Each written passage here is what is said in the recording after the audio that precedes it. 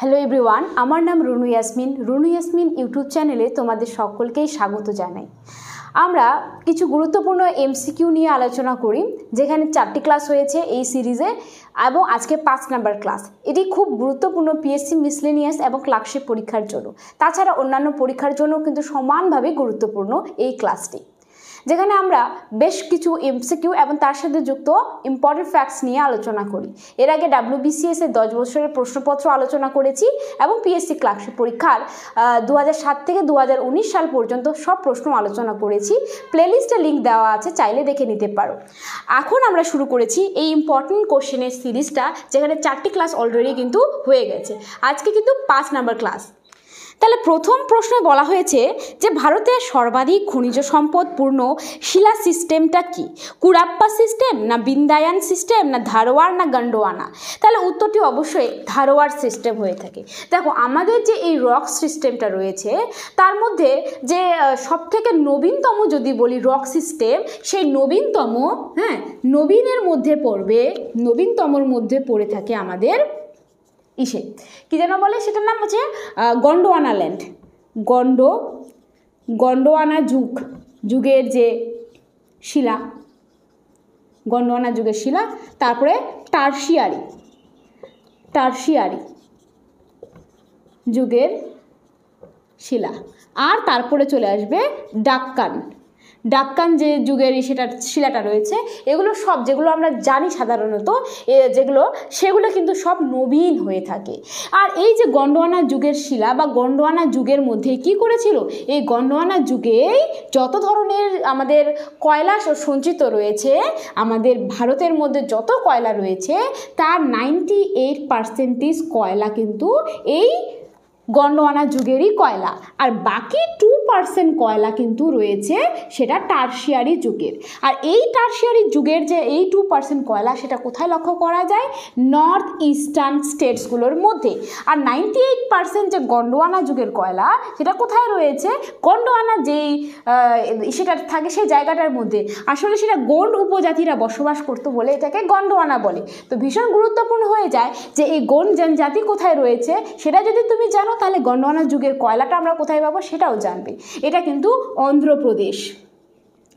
অন্ধ্রপ্রদেশ এবং তামিলনাড়ু, এই দুটো রাজ্যের মধ্যেই গন্ডোয়ানা যুগের কয়লা কিন্তু বিস্তৃত।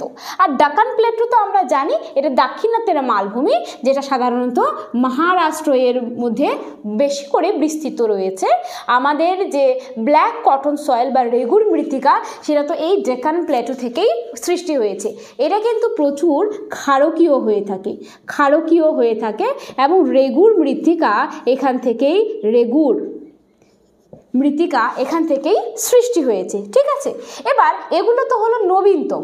এবার প্রাচীনতম যে জায়গাটা আমরা দেখব, যে প্রাচীনতম যে শিলা সিস্টেমটা রয়েছে তার মধ্যে একটি গুরুত্বপূর্ণ শিলা সিস্টেম হচ্ছে আমাদের ধারওয়ার যুগের। ধারওয়ার যুগের যে শিলা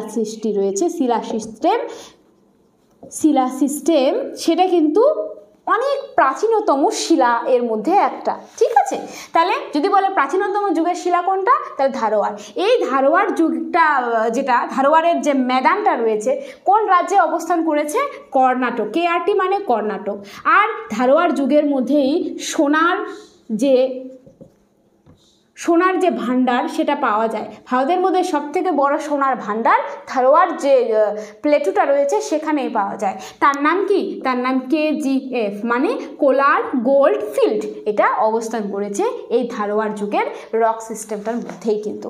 তাহলে উত্তরটি হয়ে যাবে ধারওয়ার, যেটাই হচ্ছে আমাদের কি খনিজ সম্পদের দ্বারা একদম সমৃদ্ধ। প্রচুর খনিজ সম্পদ এখানে পাওয়া যায়। খনিজ সম্পদ মানে যে শুধুমাত্র কয়লা সেটা তো নয়, অনেক ধরনের খনিজ সম্পদ এখানে পাওয়া যায়। যদি একদম স্পেসিফিকভাবে বলে দেওয়া হয় যে কয়লাটা আমরা কোথা থেকে সব থেকে পাই, ভারতের মধ্যে সঞ্চিত কয়লার, তাহলে সেটা অবশ্যই গন্ডোয়ানা যুগ হয়ে যেত। পরের প্রশ্নে চলে যাব। এখানে বলেছে নিম্নলিখিত কোন জোড়াটি বেমানান? কোনটা মিলছে না? কর্ণাটকের কেগা মিলে গেছে, রাবতভাটা রাজস্থান, এটাও ঠিক আছে। তারপরে হচ্ছে মফকুল তামিলনাড়ু সেটাও মিলে গেছে, কিন্তু পুগা হিমাচল প্রদেশে কিন্তু মিলেনি। তাহলে এই যে পুগা এটা হচ্ছে আসলে যে ভূতাপ যে থাকে না, জিওথার্মাল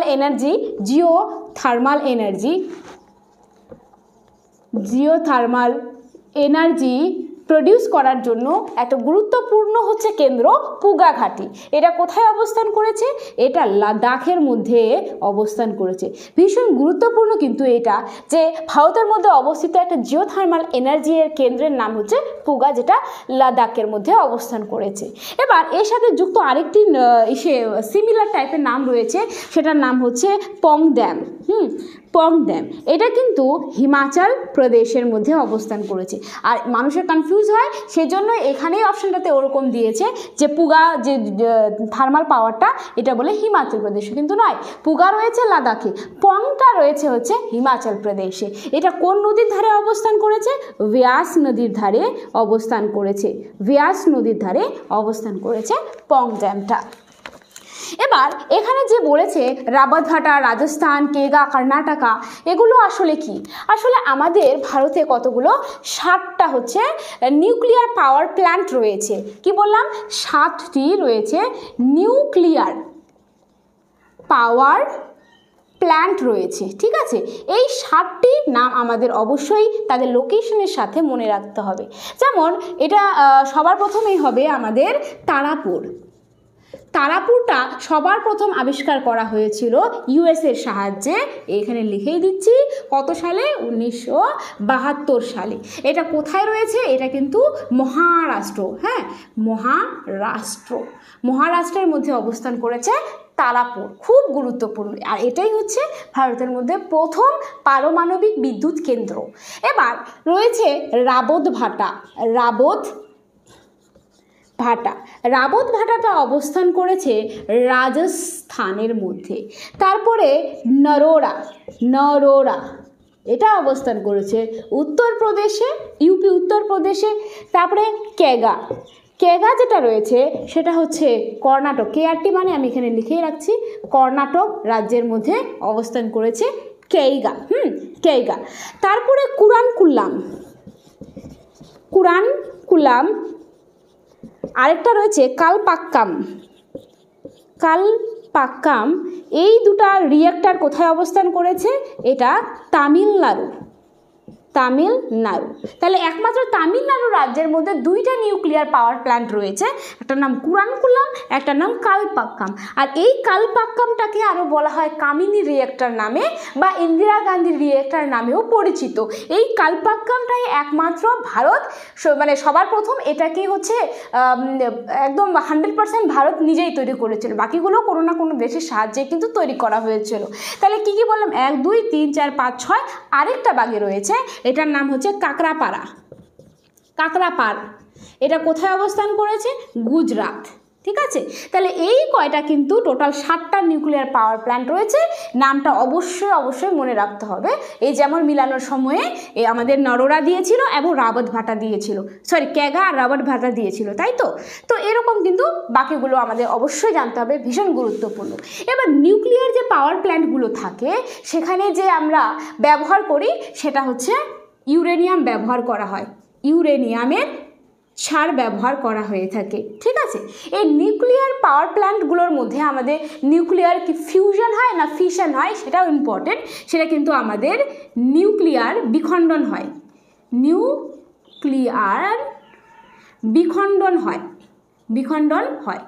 এবার নিউক্লিয়ার সংযোজন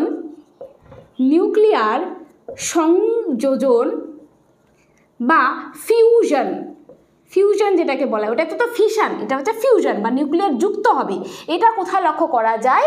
যে সূর্যের যে এনার্জি তৈরি হয় বা সান এনার্জি প্রডিউস করা হয়, তখন এটা ব্যবহার করা হয়ে থাকে। বা আমরা বলতে পারি হাইড্রোজেন বোম বানানোর জন্য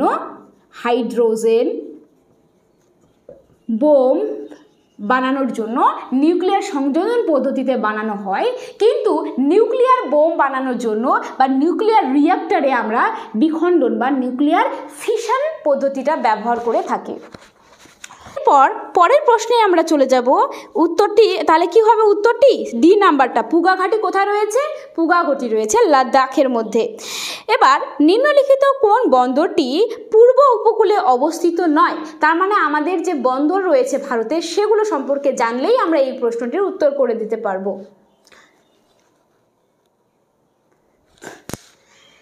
আমাদের যে পোর্ট রয়েছে বা বন্দর রয়েছে সেই বন্দরের মধ্যে রয়েছে 12টি বন্দর একদম বৃহৎ আকারের, কিন্তু 200টিরও বেশি কি রয়েছে ছোট বন্দর রয়েছে, ছোট বন্দর। তো আমাদের এই 12টি বৃহৎ বন্দরের নাম অবশ্যই জানতে হবে। যেমন এক্ষেত্রে আমি একটা ম্যাপ আঁকছি, তাহলেই সুবিধা হবে।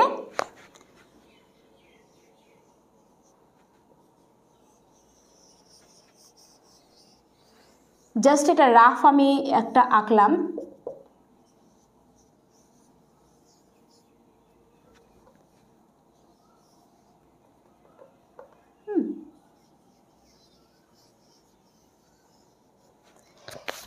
ইন্ডিয়ার ম্যাপ জাস্ট এটা আমি রাফ এঁকে নিলাম, যেখানে আমরা পোর্টগুলো লোকেট করব। হ্যাঁ, পোর্টস অফ ইন্ডিয়া লোকেট করব।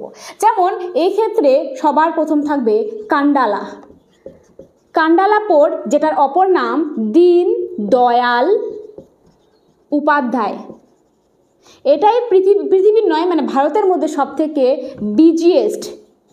বিজি পোর্ট কিন্তু এইটা পোর্ট। আর এটা কিন্তু জোয়ারের জলে পুষ্ট বলে এটাকে জোয়ারি পোর্টও বলা হয়। তারপরে চলে আসবে মহারাষ্ট্রের মধ্যে মুম্বাই পোর্ট, কিন্তু এই পোর্টটার হচ্ছে অনেক প্রেশার রয়েছে, এই জন্য এই চাপটা মুক্ত করার জন্য আরেকটি বন্দর তার পাশেই তৈরি করা হয়েছে, যেটার নাম হচ্ছে জওহরলাল নেহেরু পোর্ট। জওহরলাল নেহেরু পোর্ট। আর এই পোর্টটা যেটাকে বলা হয় সেটা মডার্ন পোর্টও বলা হয়, মডার্ন পোর্ট। এই পোর্টটার অপর নাম হচ্ছে মডার্ন পোর্ট। তাহলে বলবে মুম্বাই পোর্টের প্রেশার কমানোর জন্য আর কোন পোর্টটি তৈরি করা হয়েছিল, তাকে সাবস্টিটিউট করার জন্য জওহরলাল নেহেরু পোর্ট করা হয়, যেটাকে মডার্ন পোর্টও বলা হয়ে থাকে। এবার কর্ণাটকের মধ্যে যেটা রয়েছে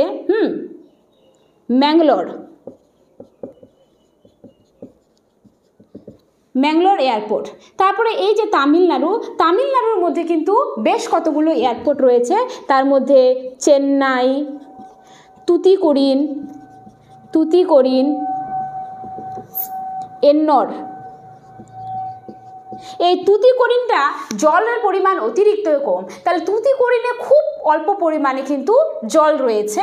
আর এন্নর পোর্ট একমাত্র পোর্ট যেটা সেমি প্রাইভেট পোর্ট, ঠিক আছে। আর চেন্নাই পোর্ট বর্তমানগুলোর মধ্যে যতগুলো পোর্ট তৈরি করা হয়েছে তার মধ্যে সবথেকে প্রাচীনতম হচ্ছে চেন্নাই পোর্ট। তাহলে এই তিনটা কোথায় অবস্থান করেছে?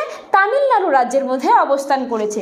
ঠিক তেমনই চলে আসবো ওড়িশার মধ্যে। এই যে ওড়িশা রাজ্য, ওড়িশার মধ্যে থাকবে পরাদ্বীপ বন্দর, এবং এই যে পশ্চিমবঙ্গের মধ্যে হলদিয়া বন্দর। আর ওড়িশার মধ্যে আমি এখানে লিখছি ওড়িশার মধ্যে, আর এটা ওয়েস্ট বেঙ্গল, ওড়িশার মধ্যে পরাদ্বীপ বন্দর। আরেকটি পোর্ট রয়েছে যেটা অন্ধ্রপ্রদেশ রাজ্যের মধ্যে অবস্থান করেছে, সেটার নাম হচ্ছে ডলফিন নোজ বা বিশাখাপত্তনম পোর্ট। এটা কিন্তু প্রাকৃতিক পোর্ট, যেখানে ন্যাচারাল পদ্ধতিতে জাহাজ ঠিক করার একটা জায়গা তৈরি হয়, যেটা ডলফিন নোজ বলা হয়। এটা হচ্ছে সবথেকে সুরক্ষিত বন্দর। তাহলে এই পোর্টগুলোর নাম কিন্তু অবশ্যই আমাদের লোকেশনের সাথে মনে রাখতে হবে। তাহলে এখানে কি বলেছে, নিম্নলিখিত কোন বন্দরটি পূর্ব উপকূলে অবস্থিত নয়? দেখো, লোকেশনটা যদি তোমাদের জানা আছে তাহলে তোমরাই উত্তরটা করে দিবে যে কান্ডালা বন্দরটি কিন্তু পূর্ব উপকূলের মধ্যে অবস্থিত নয়। কান্ডালাটা কি গুজরাটের মধ্যে আছে? তো কান্ডালাটা হচ্ছে সবথেকে বিজিয়েস্ট বলেছিলাম, তো সেটা কি দীনদয়াল উপাধ্যায় নামেও পরিচিত, সেটা গুজরাটে অবস্থান করেছে, অর্থাৎ এটা কিন্তু পশ্চিম ভারতে অবস্থান করেছে, মানে পশ্চিম ঘাট পাহাড়ের ওই জায়গায়। পশ্চিম ঘাট যদিও ওখান থেকে শুরু হয় না, তবুও পশ্চিম সাইড থেকেই তৈরি হয়ে থাকে। উত্তরটি হয়ে যাবে কান্ডালা। বাকিগুলো সব কিন্তু পূর্ব উপকূলে অবস্থান করেছে। গ্লাস বা কাঁচ নিচের কোন অ্যাসিডে দ্রবীভূত হয়? তাহলে সেটা হচ্ছে আমাদের HF মানে হচ্ছে হাইড্রোক্লোরিক অ্যাসিড, না হাইড্রোফ্লোরিক অ্যাসিড। এটা অনেকটা স্ট্রং অ্যাসিড হয়ে থাকে, তো সেই জন্য সব কাচের মধ্যে কিন্তু এটা মানে কাচটাকে গলাতে পারে, ঠিক আছে। তো কাচের মধ্যে ওই জন্য আমরা কাচের মধ্যে লেখার জন্য আমরা ব্যবহার করে থাকি, লেখার জন্য এটা ব্যবহার করে থাকি। ভীষণ গুরুত্বপূর্ণ এই জিনিসটা। এবার কাচের জন্য মধ্যে লেখার জন্য আমরা এটা তো ব্যবহার করলাম। আচ্ছা, বইয়ের মধ্যে যে লিখি সেটা কোন জিনিসটা ব্যবহার করা হয়? এই যে বইয়ের মধ্যে যে আমরা লিখি সেখানে কিন্তু লেড ব্যবহার করা হয়, লেড ব্যবহার করা হয়ে থাকে, ঠিক আছে। আর এই লেড কেন ব্যবহার করা হয়? কারণ এটা স্প্রেড কম করে, সেই জন্যই লেড ব্যবহার করা হয়ে থাকে। এই লেড মানে হচ্ছে পিবি, তাই না? আর এই লেডের অতিরিক্ত অ্যামাউন্ট হয়ে গেলে সেটা হচ্ছে কি তৈরি হয়? মিনামাটা রোগ তৈরি হয়, মিনামাটা রোগ তৈরি হয়ে থাকে। এই রোগটি সম্পর্কে সবার প্রথমে আমরা কিন্তু জাপান থেকে জানতে পারি, মিনামাটা ডিজিজ সম্পর্কে। তারপরে এই গাড়ির মধ্যেও কিন্তু লেড থাকে, ওটাকে কি বলা হয়? Tetra ethyl lead, TEL, tetra ethyl lead, যেটা গাড়ির মধ্যে পাওয়া যায়। এবার আমাদের তাহলে HF হয়ে গেল, উত্তর হচ্ছে আমাদের। এক্ষেত্রে কতগুলো অ্যাসিড সম্পর্কে আমাদের একটু জেনে নেওয়া দরকার, যেমন Aqua Rizia solution. Aqua Rizia solution এটা কিভাবে তৈরি হয় এবং কি কাজে ব্যবহার করা হয়? সোনা পরিষ্কার করার জন্য, সোনা গলানোর জন্য আসলে ব্যবহার করা হয়। সোনার মধ্যে নোংরা হলে অ্যাকোয়ারিজিয়াস সলিউশন, যেটা সাধারণত কমলা কালারের হয়, তো সেখানে ডুবালে কিন্তু ওটা পরিষ্কার হয়ে যায়। পরিষ্কার তো হয় না, সোনাটা গলে যায় কিছু পরিমাণে, ওই জন্য ওটা হচ্ছে কি জল জল করতে থাকে। তো অ্যাকোয়ারিজিয়াস সলিউশন এমন একটা সলিউশন যেটা কি সোনা গলানোর জন্য কিন্তু ব্যবহার করা হয়ে থাকে। এই অ্যাকোয়ারিজিয়াস সলিউশন কি দিয়ে তৈরি করা হয়ে থাকে? HCl দিয়ে প্লাস হাইড্রোক্লোরিক অ্যাসিড, মানে HCl মানে হাইড্রোক্লোরিক অ্যাসিড আর নাইট্রিক অ্যাসিড, নাইট্রিক অ্যাসিড। তবে HCl দেওয়া হয় 3 অনুপাতে, নাইট্রিক অ্যাসিড 1 অনুপাতে দিয়ে এই অ্যাকোয়ারিজিয়াস সলিউশনটা বানানো হয়ে থাকে। ঠিক তেমনি আমাদের এই যে দুবাইয়ে কিছুদিন আগে এত বন্যা হলো, তার কারণটা কি? তার কারণ হচ্ছে আর্টিফিশিয়াল রেইন বা কৃত্রিম বর্ষা, তাই তো? ক্লাউড সিডিং করে তারা বর্ষা করার জন্যই কিন্তু এটা হয়েছে। তাহলে এই যে কৃত্রিম বর্ষা করার জন্য কোন কম্পোনেন্টসটা ব্যবহার করা হয়? সেটা হচ্ছে AgI ব্যবহার করা হয়। AgI মানে silver iodide, silver iodide, iodide. এই সিলভার আয়োডাইড তাহলে কি ব্যবহার করা হয়? কৃত্রিম বর্ষা তৈরি করার জন্য ব্যবহার করা হয়। এবার AgBr যদি বলা হয়, AgBr এটা ব্যবহার করা হয়, সিলভার ব্রোমাইড এটাকে বলা হয়। হ্যাঁ, আমি লিখছি এখানে সিলভার ব্রোমাইড। সিলভার ব্রোমাইডটা ব্যবহার করা হয় ফটোগ্রাফিতে, ব্যবহার করা হয়ে থাকে। এবার কৃত্রিম বর্ষা বলতে বলতে বৃষ্টি চলে আসলো আমাদের। যাই হোক, AgBr যেটা রয়ে থাকে সিলভার ব্রোমাইড, যেটা ফটোগ্রাফিতে ব্যবহার করা হয়। AgNO3 সিলভার নাইট্রাইড যেটা, সেটা কিন্তু আমাদের যে ভোট যখন দিই সেই ইঙ্কটা আমার এখনও রয়েছে, সেই ভোট দেওয়ার যে কালিটা রয়েছে যেটা নোকে লাগিয়ে দেয়, সেটাই হচ্ছে আমাদের AgNO3। হ্যাঁ, তাহলে এটা হয়ে গেল ভোটের ইঙ্ক, এটা দিয়ে ভোট দেওয়া হয়ে থাকে, ঠিক আছে। তাহলে এই কয়টা জিনিস অবশ্যই আমরা মনে রাখবো।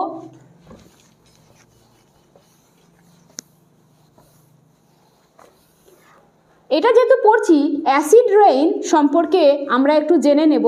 অ্যাসিড রেইন যখন 5.6 pH এর কম হয় তখন সেটাকে আমরা অ্যাসিড রেইন হিসেবে ধরে থাকি। এই অ্যাসিড রেইনটা কিসের জন্য হয়ে থাকে?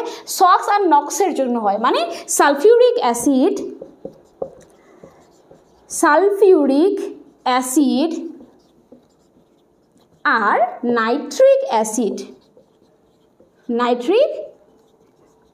অ্যাসিড এর জন্যই কিন্তু অ্যাসিড রেইনটা হয়ে থাকে। এবার সবথেকে ভারী মৌল কোনটি? অবশ্যই সেটা ইউরেনিয়াম। ইউরেনিয়াম যেটা আমরা একটু আগেই পড়েছিলাম, নিউক্লিয়ার পাওয়ার প্ল্যান্টে ওটা ব্যবহার আমরা করি, তো সেই ইউরেনিয়ামটাই কিন্তু সবথেকে ভারী এলিমেন্ট, হ্যাঁ, ইউরেনিয়াম এখানকার মধ্যে, ইউরেনিয়াম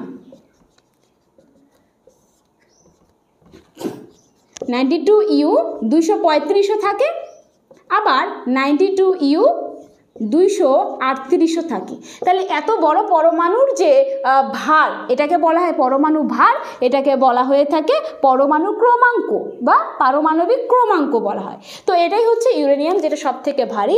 ইউরেনিয়াম সেটা নিউক্লিয়ার রিঅ্যাক্টরে ব্যবহার করা হয়, নিউক্লিয়ার রিঅ্যাক্টরের মধ্যে ব্যবহার করা হয়ে থাকে, রিঅ্যাক্টরে ফিউল হিসাবে এটা আমরা ব্যবহার করতে পারি।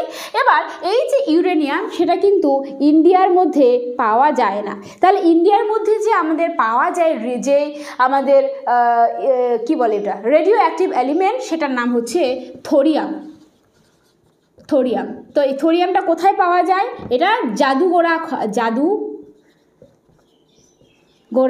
খান বা যেটাকে বলা হয় কি মাইনিং এরিয়া, ওটার মধ্যে পাওয়া যায়। আর কেরালার মধ্যে মনোজাইট মৃত্তিকার মধ্যে এই থোরিয়ামটা পাওয়া যায়।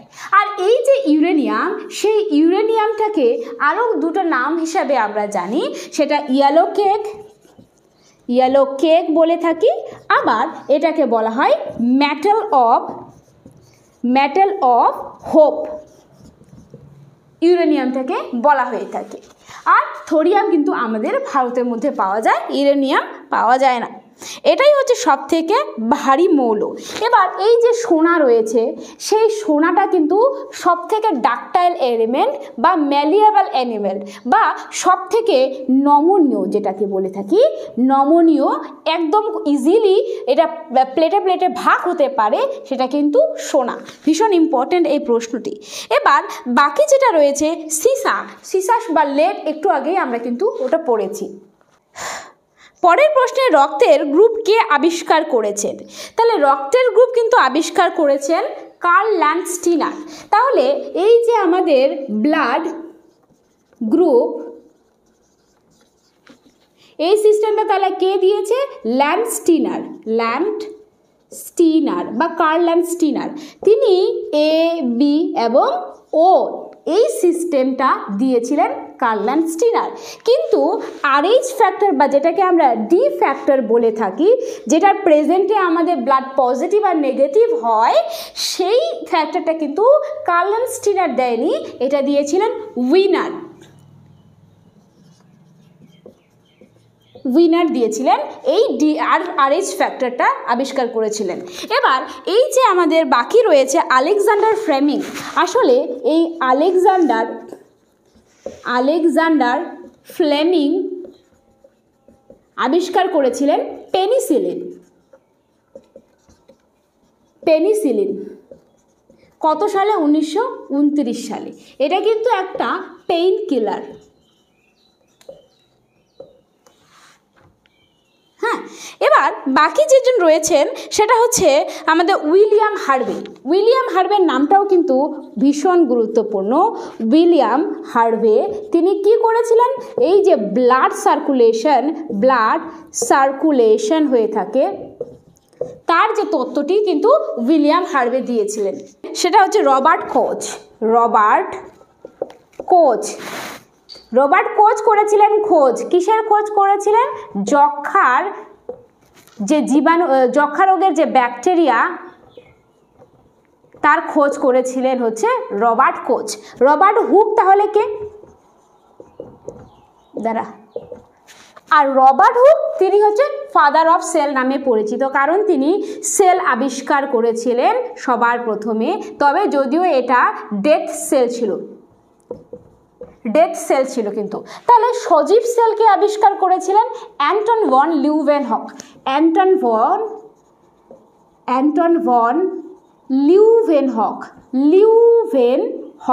তিনি সবার প্রথমে সজীব যে কোষ রয়েছে সেই কোষটা আবিষ্কার করেছিলেন। যদিও সেলের যে থিওরিটা রয়েছে সেটা দিয়েছিলেন হচ্ছে স্লাইডেন ও সোয়াস। ঠিক আছে, এগুলো কিন্তু প্রত্যেকটাই ভীষণ গুরুত্বপূর্ণ ব্যক্তিত্ব। তাহলে এটা হয়ে গেল আমাদের। এবার রবার্ট কোচ কিন্তু তাহলে কি বললাম, খোঁজ করেছিল যক্ষা রোগের ব্যাকটেরিয়া। রবার্ট হুক সেল আবিষ্কার করেছে। আরেকটা রয়েছে রবার্ট ব্রাউন, সেটাও আমি লিখিয়ে দিচ্ছি এখানে, রবার্ট ব্রাউন, তিনি কিন্তু নিউক্লিয়াস, সেলের মধ্যে যে নিউক্লিয়াস আছে সেটা আবিষ্কার করেছিলেন, আবিষ্কার করেন। কারণ নিউক্লিয়াসটা ভীষণ গুরুত্বপূর্ণ একটা সেলের, কি বলা হয়, সেলের কিন্তু ব্রেন বলা হয় এই নিউক্লিয়াসকে, যেটা আরবিসি এর মধ্যে কিন্তু থাকে না, তবে ডাব্লিউবিসি এর মধ্যে প্রচুর পরিমাণে, মানে ডাব্লিউবিসি এর মধ্যে থাকে কিন্তু এই নিউক্লিয়াস। ঠিক আছে, তাহলে উত্তরটি হয়ে যাবে আমাদের কার্লান্ড স্টিনার। পরের প্রশ্নে নিচের কোন ভিটামিনটি বি কমপ্লেক্সের সদস্য নয়? তাহলে অবশ্যই উত্তরটি হবে অ্যাসকর্বিক অ্যাসিড, কারণ অ্যাসকর্বিক অ্যাসিড তো ভিটামিন সিটাকে বলা হয়, এখানে ভিটামিন বি কমপ্লেক্সের কথা বলা হয়েছে। বি কমপ্লেক্স, এখানে আসলে 8টি ভিটামিন রয়েছে, 8টি ভিটামিন।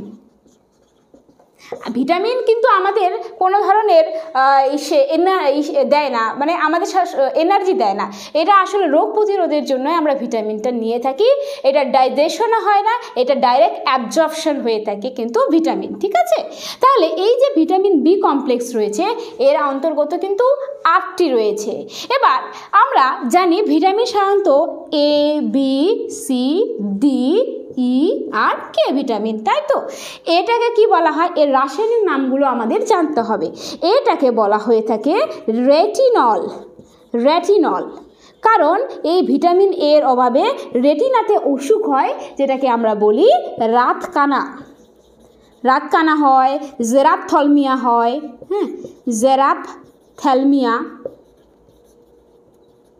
রোগটা হয়। এবার বি যেটা রয়ে থাকে সেটাকে সে ভিটামিন থাইমিন, থাইমিন বলা হয়ে থাকে, থাইমিন। এই ভিটামিন বি1-এর যে অভাবে কি হয়ে থাকে, বেরি রোগ হয়ে থাকে, বেরি রোগ। এটা কিন্তু ব্রেনের সাথে সম্পর্কযুক্ত রোগ, বেরি রোগ। এটা ভিটামিন বিটার তাহলে রাসায়নিক নাম থাইমিন হয়ে গেল। এবার সিটাকে বলা হয় ascorbic acid, ascorbic, ascorbic acid. কেন এটার নাম অ্যাসকর্বিক অ্যাসিড? কারণ যতগুলো অ্যাসিডিক টাইপের জিনিস থাকে, খাট্টা যে জাতীয় জিনিস রয়েছে, সেগুলোর মধ্যেই অ্যাসকর্বিক অ্যাসিড বা ভিটামিন সি আমরা পেয়ে থাকি। তাহলে যত ধরনের টক জাতীয় জিনিস সবগুলোই হবে, কিন্তু সব থেকে বেশি পরিমাণে পাওয়া যায় আবার পেয়ারার মধ্যে। কিন্তু বলবে পেয়ারা তো টক নয়, কিন্তু হ্যাঁ এটা হচ্ছে তার কি বলে ওটাকে এক্সেপশন, হ্যাঁ, যেটা পেয়ারা টক না হলেও সব থেকে বেশি ভিটামিন সি এর উৎস পেয়ারা, কাঁচা লঙ্কা আর বিভিন্ন ধরনের টক জাতীয় যে ফল রয়েছে সেইগুলো।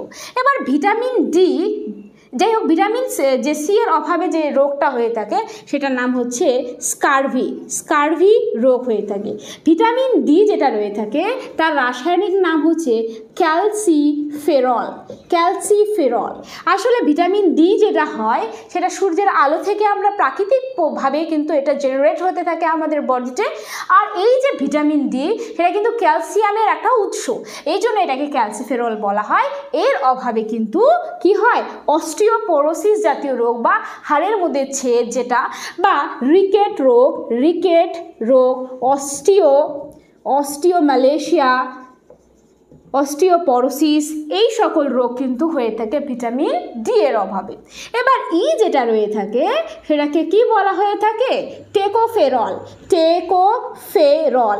এটাকে বলা হয়ে থাকে আমাদের কি, ভিটামিন ইটাকে বিউটি ভিটামিন বলা হয়ে থাকে, বিউটি ভিটামিন। এর অভাবে কি হয়, বন্ধ্যত্বজনিত রোগ হয়ে থাকে।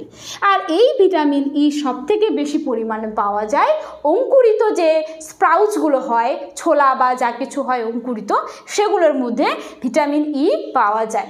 এবার ভিটামিন কে যেটা রয়ে থাকে সেটাকে বলা হয়ে থাকে ফিলোকিউনন, ফিলোকিউনন।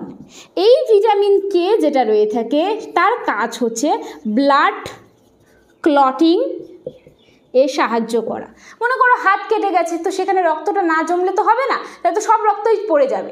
তাহলে এটা কিন্তু ভিটামিন কে, যেটা আমাদের সাহায্য করে থাকে ব্লাড ক্লটিংয়ের ক্ষেত্রে। আচ্ছা, ব্লাড ক্লটিং থেকে অনেক প্রশ্ন এসে থাকে, তাহলে সেই প্রশ্নগুলো সম্পর্কে একটু জেনে নেব। কিন্তু তার আগে আমি এই কোশ্চেনটা করিয়ে নিই। এখানে বলেছিল যে কোনটা ভিটামিন বি কমপ্লেক্সের সদস্য নয়, অ্যাসকর্বিক অ্যাসিড। কারণ অ্যাসকর্বিক অ্যাসিড মানে ভিটামিন সি, যেটা ছিল টক ফলের মধ্যে। বাকি যেটা ফলিক অ্যাসিড, ফলিক অ্যাসিড কোথায় পাওয়া যায়? ভিটামিন বি9, সেটাকেই বলা হয় ফলিক অ্যাসিড। যেটার অভাবে কি হয়ে থাকে? এর অভাবে অ্যানিমিয়া হয়। অ্যানিমিয়া মানে রক্তাল্পতা হয়ে থাকে, রক্তাল্পতা হয়। তাহলে ভিটামিন বি6 বলো আর ভিটামিন বি9, এই দুটার অভাবেই কিন্তু রক্তাল্পতা হয়ে থাকে। ঠিক আছে, এবার ভিটামিন বি3টাকে বলা হয় নিয়াসিন। ভিটামিন বি3কে বলা হয় নিয়াসিন। আর এই নিয়াসিনটার জন্যই 4D রোগ হয়ে থাকে, D4 রোগ। এবার বাকি যেটা রয়েছে ভিটামিন বি1, তার রাসায়নিক নাম হচ্ছে থাইমিন। তারপরে ভিটামিন যে 7 রয়েছে, এটাকে বলা হয় হরমোনও বলা হয়ে থাকে, হরমোন ভিটামিন। এবার ভিটামিন বি6 যেটা রয়ে থাকে, আর বি7 আমি লিখিয়েছি, ভিটামিন বি7টাকে ভিটামিন এইচও বলা হয়ে থাকে, ভিটামিন এইচ। হ্যাঁ, তো এই কয়টা কিন্তু ভিটামিন বি কমপ্লেক্সের নাম অবশ্যই আমাদের জানা উচিত রয়েছে। পরের প্রশ্নে আমরা চলে যাব। প্রশ্নে বলা হয়েছে ছত্রাক হচ্ছে এমন উদ্ভিদ যার অভাব কি হয়? ক্লোরোফিল। হ্যাঁ, ক্লোরোফিল তো থাকে না ছত্রাকের মধ্যে, তাহলে ছত্রাকের ক্লোরোফিল থাকে না, ওই জন্য তারা অটোট্রফ হয় না, নিজের খাবার নিজে তৈরি করতে পারে না। তাহলে ছত্রাক কিন্তু আমাদের ছত্রাকের মধ্যে ক্লোরোফিল থাকে না। তাহলে এবার এই যে উদ্ভিদের যে খাদ্য তৈরির পদ্ধতিটা, সেটা কোথায় হয়? এটা সাধারণত এটাকে কি বলা হয়? এটা দুটি পদ্ধতিতে উদ্ভিদের খাদ্য তৈরি হয়। এক তো কোন কলায় হয়? সেটার নাম হচ্ছে মেসোফিল কলার মধ্যে হয়ে থাকে। পাতার মধ্যে যে মেসোফিল কলা রয়েছে, সেখানেই উদ্ভিদেরা খাদ্য তৈরি করে। ক্লোরোফিলের উপস্থিতিটা অবশ্যই দরকার। তাহলে এই খাদ্য তৈরির পদ্ধতি দুইটা, একটার নাম হচ্ছে লাইট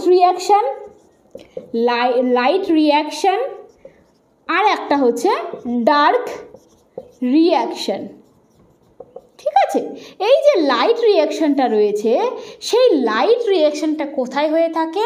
সেটা হয়ে থাকে আমাদের গ্রানা। পাতার মধ্যে যে গ্রানা রয়েছে, তার মধ্যে রয়েছে থাইলাকয়েড। সেই থাইলাকয়েডের মধ্যে কি রয়েছে? সেই থাইলাকয়েডের মধ্যে রয়েছে আমাদের কি? ক্লোরোফিল।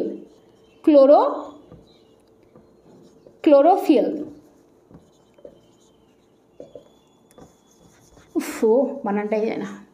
তাহলে গ্রানা, পাতার মধ্যে গ্রানার থাইলাকয়েডের মধ্যে রয়েছে হচ্ছে আমাদের ক্লোরোফিল।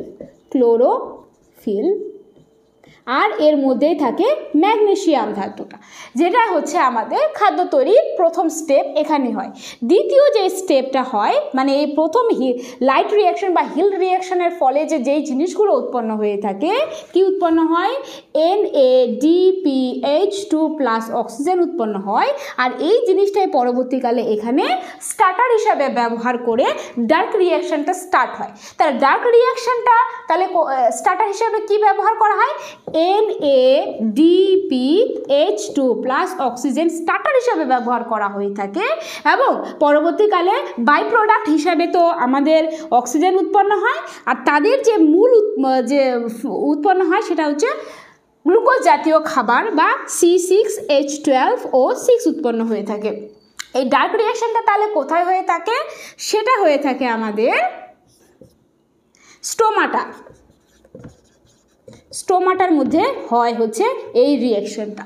আর রাতের বেলা যেহেতু লাইট থাকে না, লাইট রিঅ্যাকশন হয় না, তাই ডার্ক রিঅ্যাকশনটাও কিন্তু তৈরি হতে পারে না। কারণ ডার্ক রিঅ্যাকশন তৈরি করার জন্য NADPH2+ অক্সিজেন দরকার হয়, যেটা একমাত্রই সম্ভব লাইট রিঅ্যাকশনের ফলে। লাইট রিঅ্যাকশন হয় না, তাই ডার্ক রিঅ্যাকশন হয় না, রাতে সালোক সংশ্লেষ হয় না। তাহলে ক্লোরোফিল না থাকলে কিন্তু উদ্ভিদের সালোক সংশ্লেষ হবে না। তাহলে সালোক সংশ্লেষ কোথায় হয়? পাতার মেসোফিল কলা। এই যে পাতার মধ্যে কলা আমরা বলি, হ্যাঁ, তো এগুলোতে মধ্যে যে আমাদের সিম্পল যে সেলগুলো রয়েছে সেটাকে আমরা তিনটি ভাগে ভাগ করি। আমি কিন্তু এটা গাছের কথা বলছি। এটার নাম হচ্ছে প্যারেনকাইমা, প্যারেনকাইমা, কোলেনকাইমা, কোলেনকাইমা, স্ক্যালেনকাইমা, স্ক্যালেনকাইমা। ঠিক আছে, এই যে প্যারেনকাইমা এটা কিন্তু এর মধ্যে সেল ডিভিশনও হয়ে থাকে।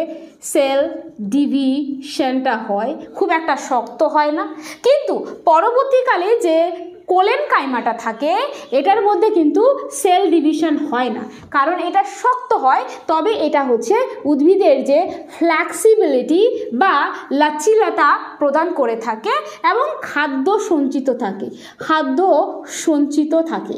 যেমন আমরা জানি দারুচিনি একটা কি মশলা, তাহলে দারুচিনি এক ধরনের মশলা জাতীয় গাছ, তার যে গাছের ছালটাই তো দারুচিনি, তাহলে ওই যে ছালের মধ্যে তাদের যে খাদ্যটা সঞ্চিত রাখলো এটাকেই বলা হয়ে থাকে, ওই ছালটাকেই বলা হয়, দারুচিনিটাকেই বলা হয় কোলেনকাইমা আসলে। ঠিক আছে, এটা হচ্ছে উদ্ভিদের ফ্লেক্সিবিলিটি প্রদান করে থাকে কোলেনকাইমা।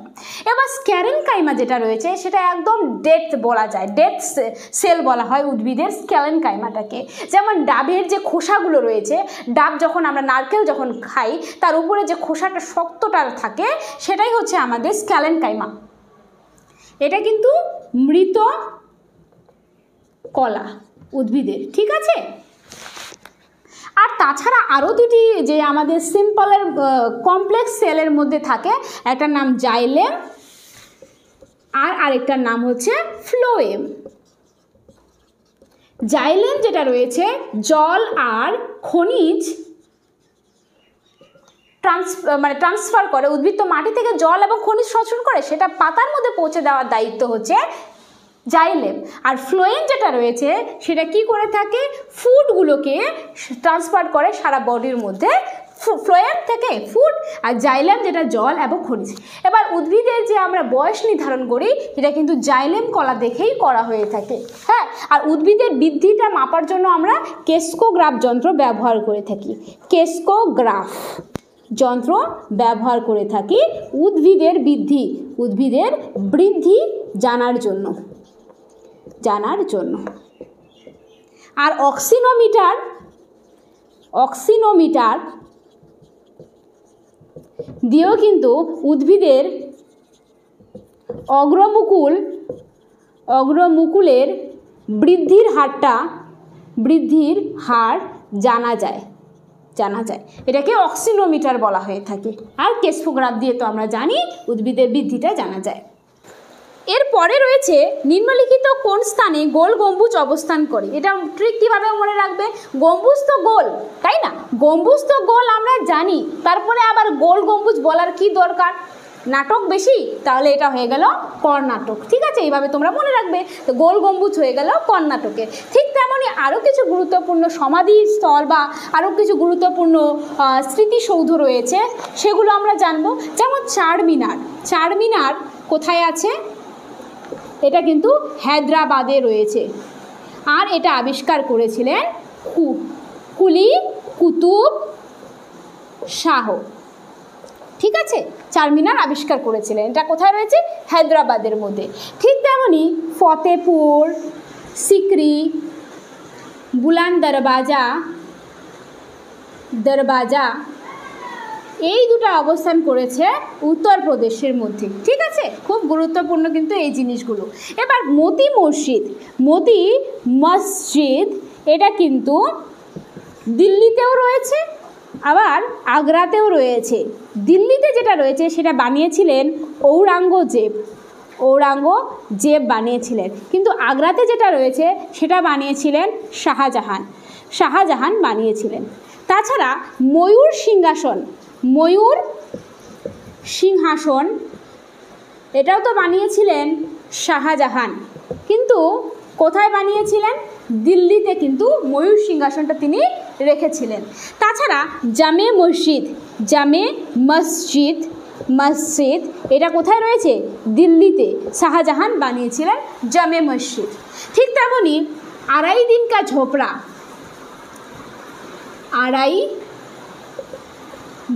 কা ছোপড়া। এটা কোথায় রয়েছে? এটা রয়েছে আজমির রাজস্থানের মধ্যে। আজমির রাজস্থানের মধ্যে আড়াই দিনকাল ছোপড়া রয়েছে। ঠিক আছে,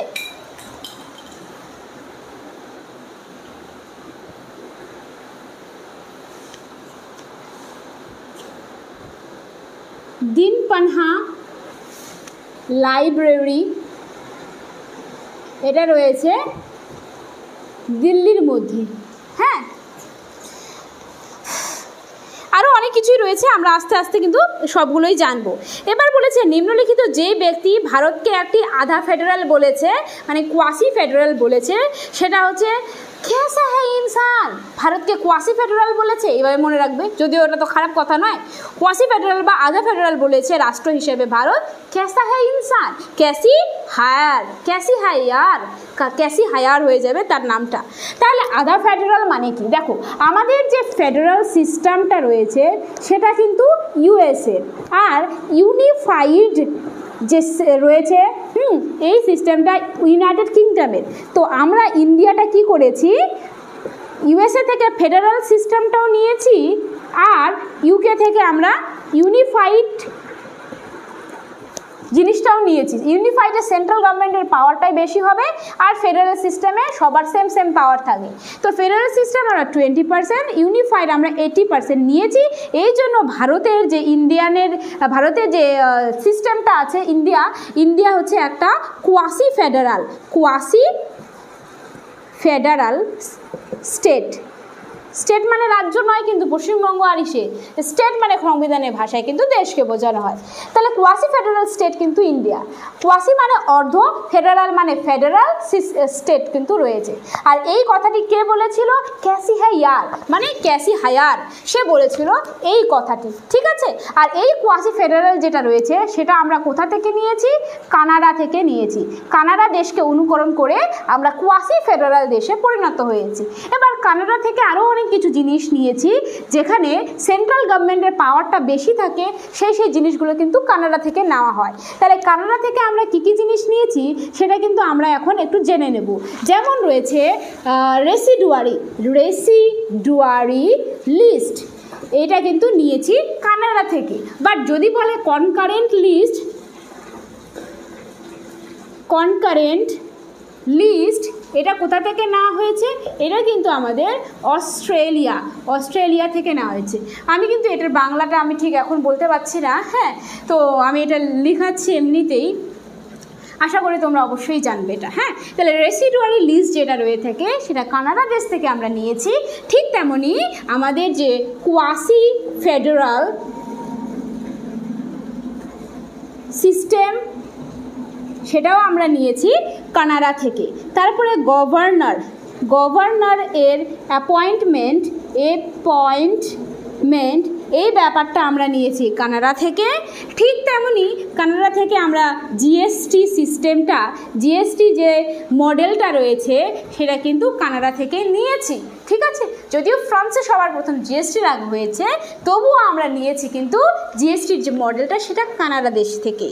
আর সবথেকে হাই জিএসটি এখন কিন্তু ইন্ডিয়ার মধ্যে মহারাষ্ট্র সবথেকে বেশি জিএসটি কন্ট্রিবিউট করে বর্তমান রিসেন্ট ডেটা অনুসারে। এবার তাহলে আজকে এতটুকুই থাকলো। নেক্সট ক্লাসে আমরা আরও খুব ইম্পর্টেন্ট প্রশ্ন রয়েছে, সেগুলো নিয়ে আলোচনা করব। কেমন লাগলো ক্লাসটি অবশ্যই জানাবে, এবং অবশ্যই please don't forget to subscribe this channel and hit this like button, and please do share this video এবং উইথ ইউর ফ্রেন্ডস।